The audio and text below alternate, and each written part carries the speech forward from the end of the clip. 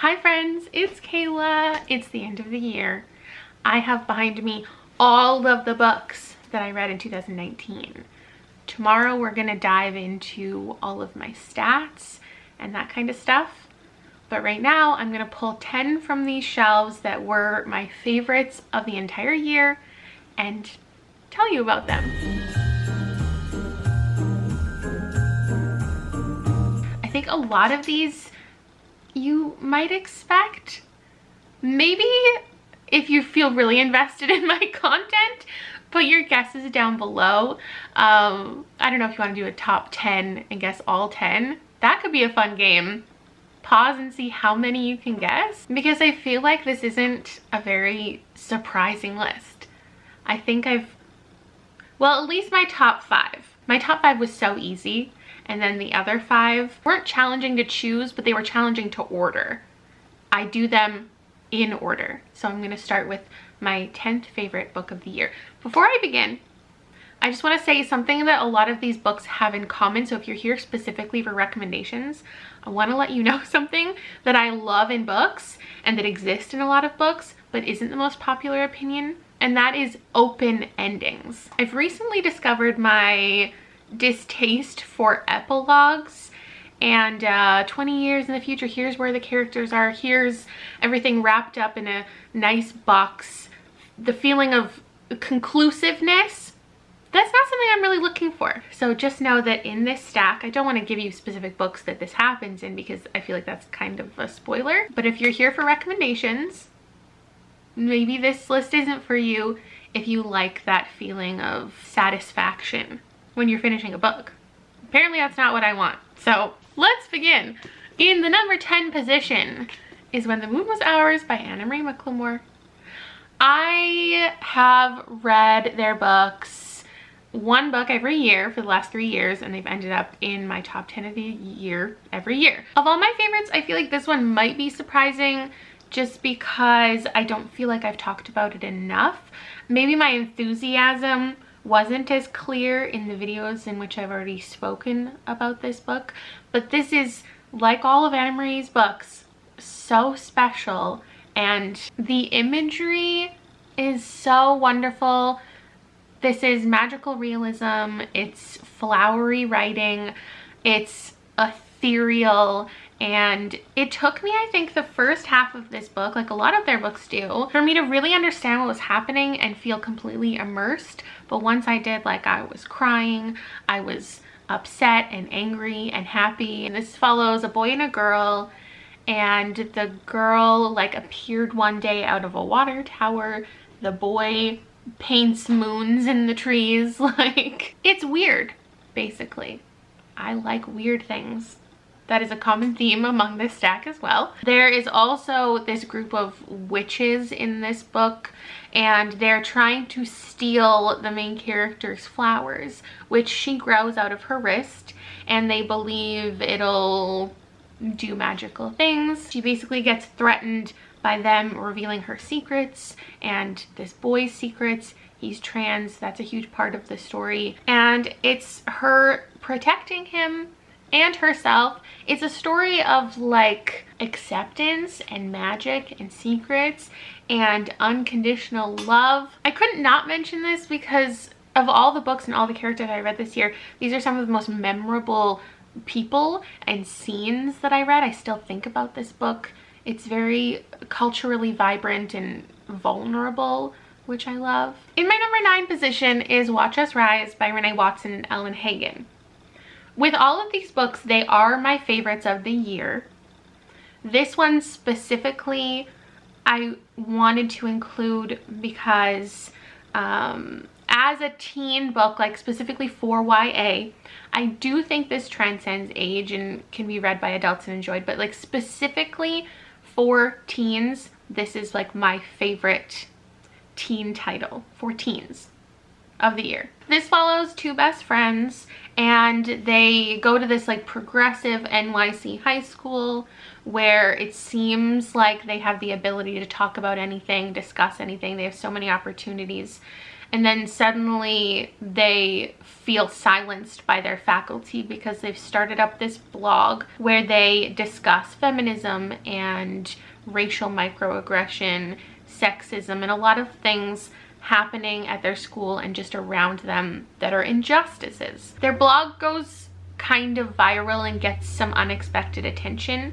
and their school wants to shut it down, and that prompts them to make their voice even bigger. So I loved all the topics that happened in here, but I also just really enjoyed the blog posts and the poetry, which isn't something I traditionally like in books, but those little excerpts were really enjoyable, and I thought they talked about amazing things. I think this would be a good introductory book kind of about feminism. At the same time, it's not like going out of its way to try to teach you something, I don't think. It's like an exploration of friendship, and these characters are flawed and imperfect. I feel like that's really a purposeful choice by these authors, that their friendship allows them to challenge each other, and they consistently get things wrong and don't always say the right thing, but they learn a lot of lessons throughout here. Overall, I think this was really thoughtful, and especially for current teens, this is like my #1 recommendation. In my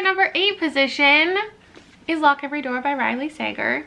This again elicited such an emotional response from me. Like, it made me feel anxious, it made me angry, I was surprised and shocked, and it follows a girl who gets a job as an apartment sitter. It seems like this dream job. They're gonna pay her money to live in this fancy apartment.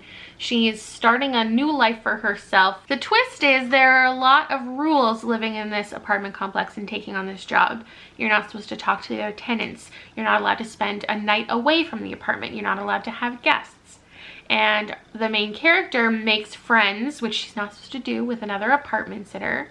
And then suddenly that girl goes missing. In trying to figure out what happened to this girl, she is thrust into the dark underbelly of this apartment building.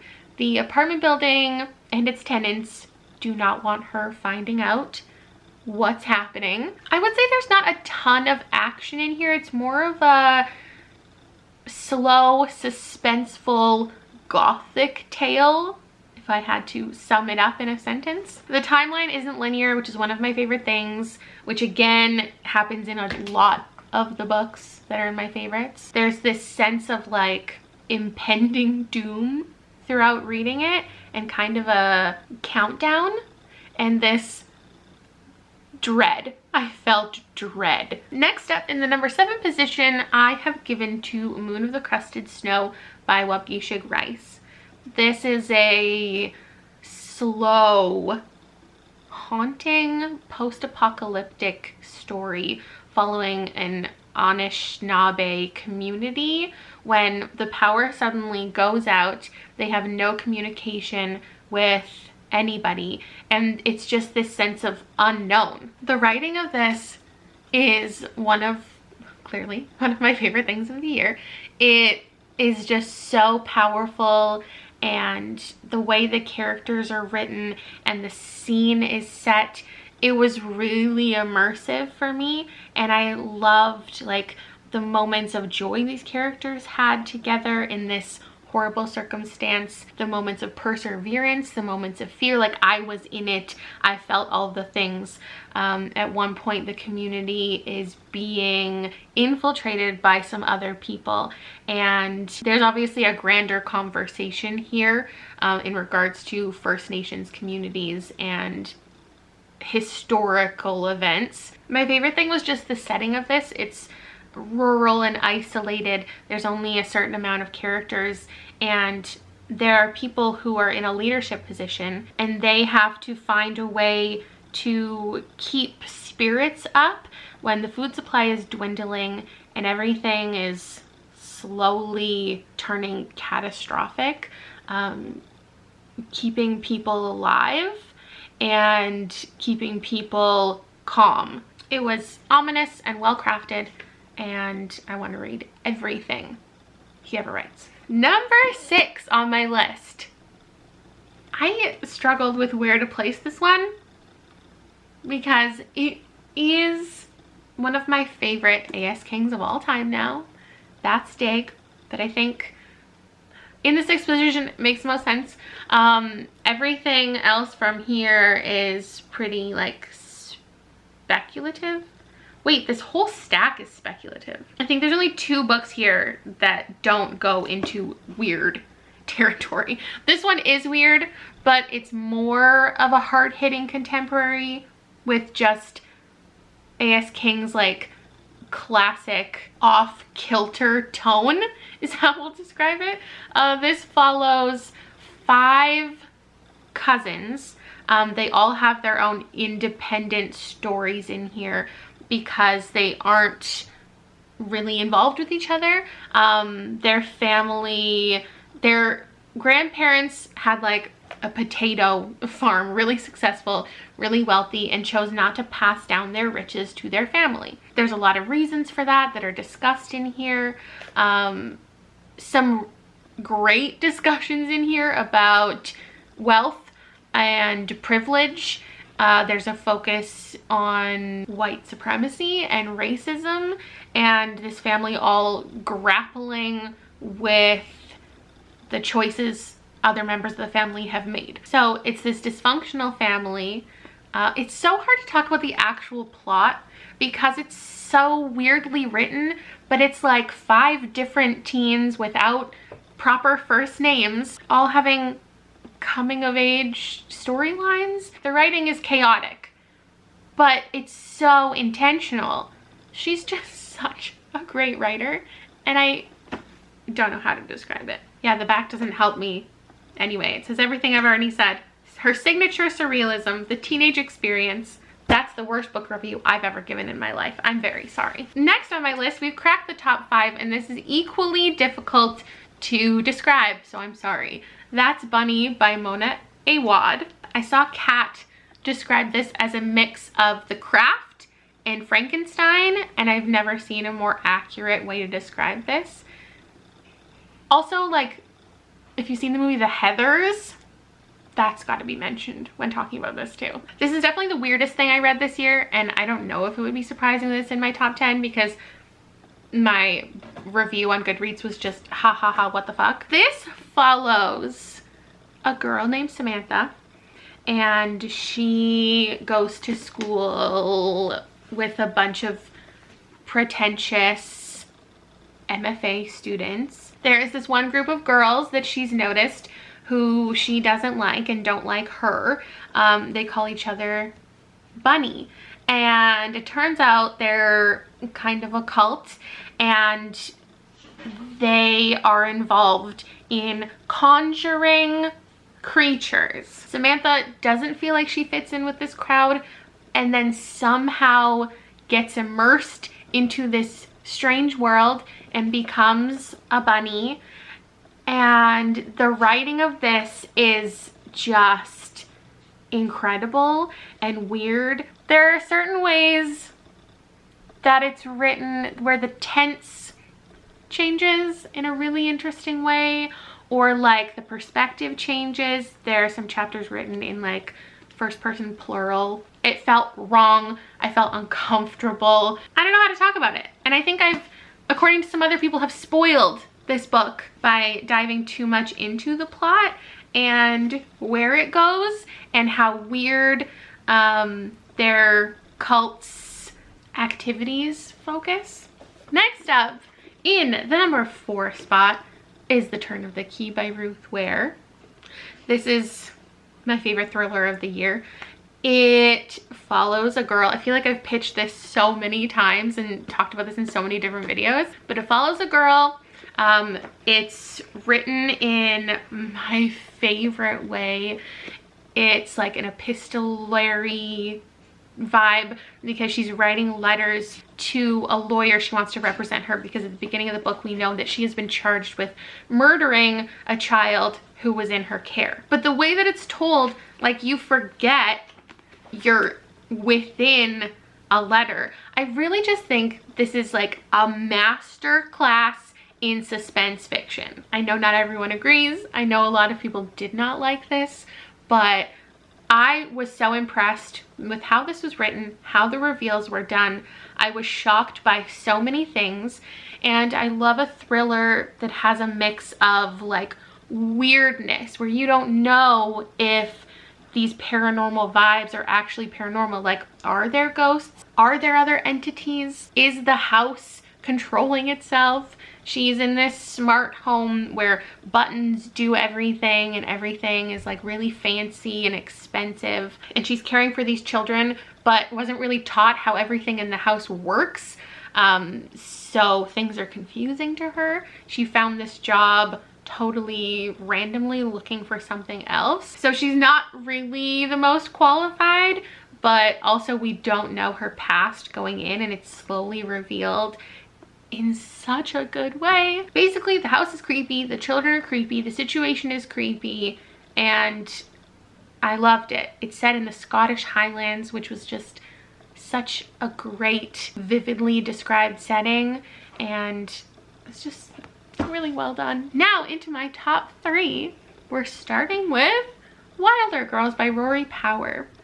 This follows a group of girls who were in like this private school, boarding school on this island, and then a tox broke out. It's doing weird things to their bodies. The genre here is horror, body horror. I don't know if body horror is a genre, but that's how I would describe it. They're like growing second eyelids or like have things growing out of them. The mysterious element to this is one of my favorite things.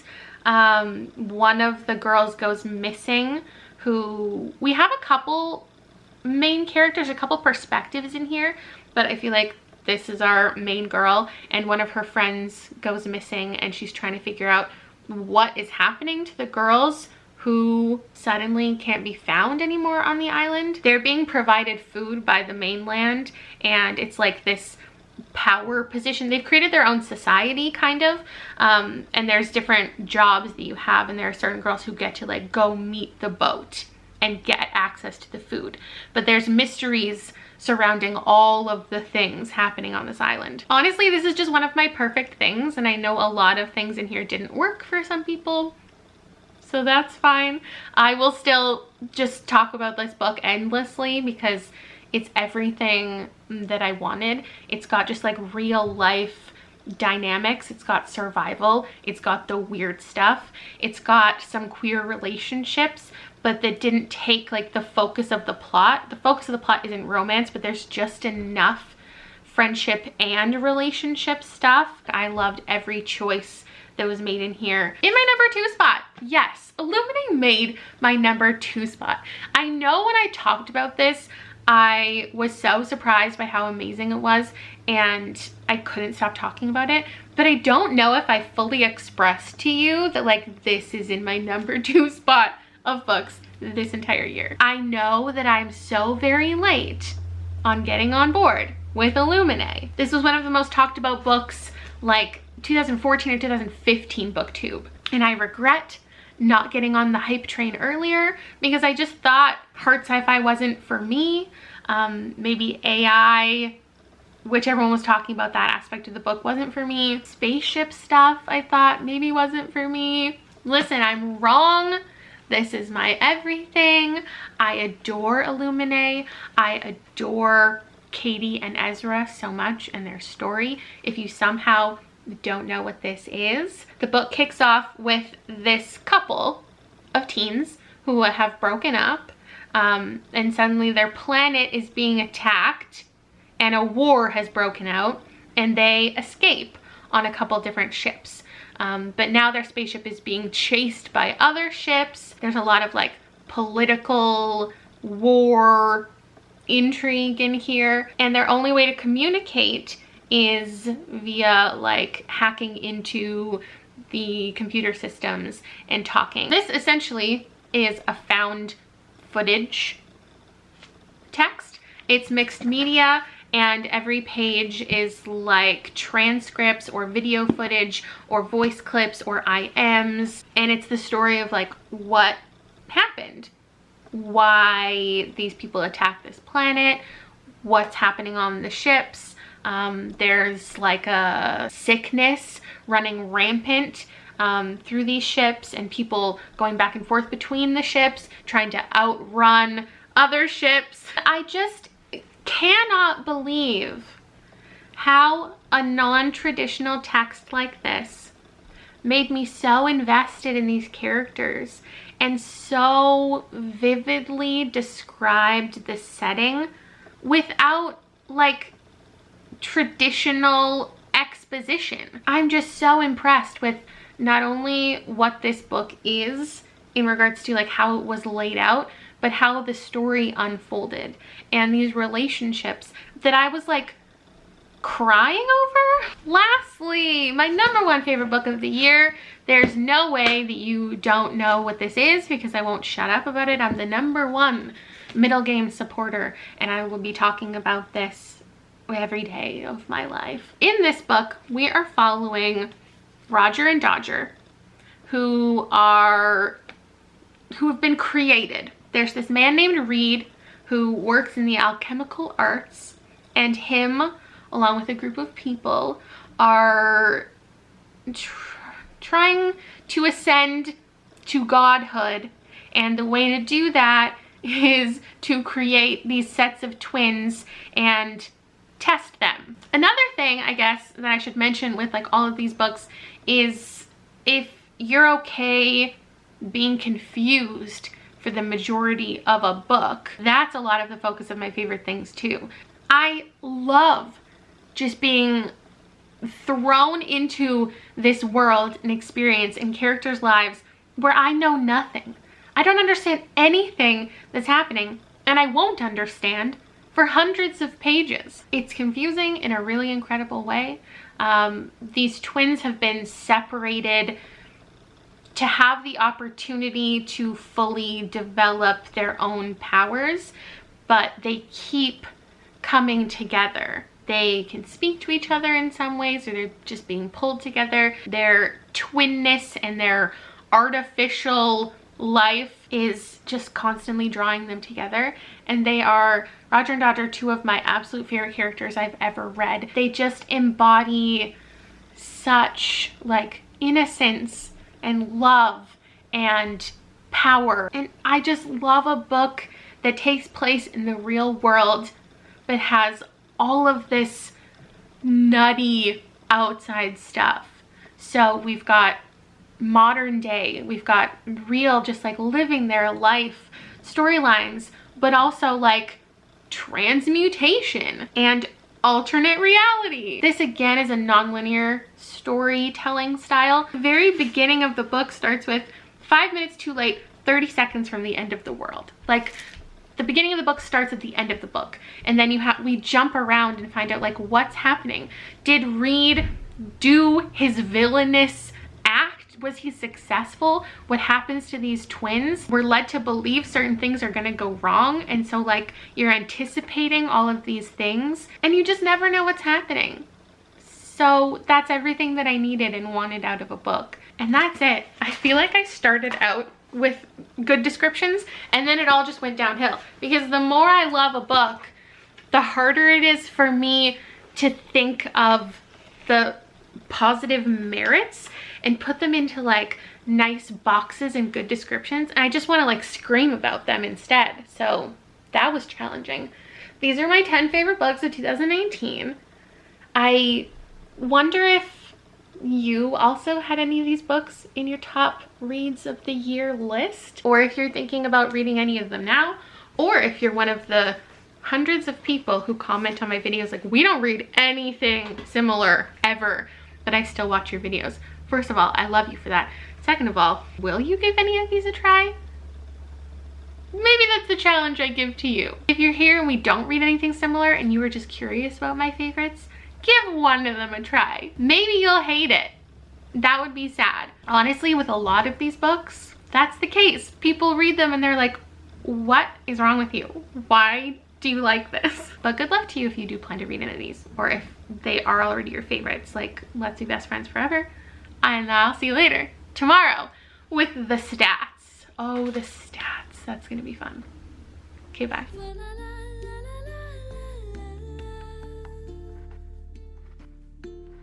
Troll the ancient destiny.